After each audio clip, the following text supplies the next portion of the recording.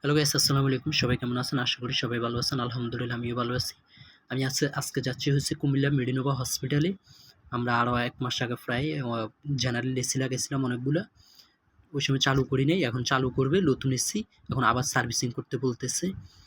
নতুন AC servicing করতে বলতেছে, তো আমরা এখন সার্ভিসিং করতে চলে যাচ্ছি। আর আগের একটা ক্যাসেট টাইপ মেশিনের ফরম কাভার বাকি ছিল। এই ফরম কাভার নিয়ে এবং পানির মেশিন নিয়ে আমি ঢাকা থেকে রওনা দিচ্ছি কুমিল্লা। আজকে কাজ হয়েছে কুমিল্লা। আর এই হলো ওই যে পানির মেশিন, আর হলো এই যে ক্যাসেট টাইপের ফরম কাভার, এই দুইটা নিয়ে যাইতেছি। আর ওইখানে আমাদের মাসুদ ভাই, আমার ওস্তাদ আছে। এটা হচ্ছে কুমিল্লার এশিয়া গাড়ি। আর এই যে চলে আসি, এই যে এগুলো হচ্ছে নতুন একবারে নতুন মেশিন।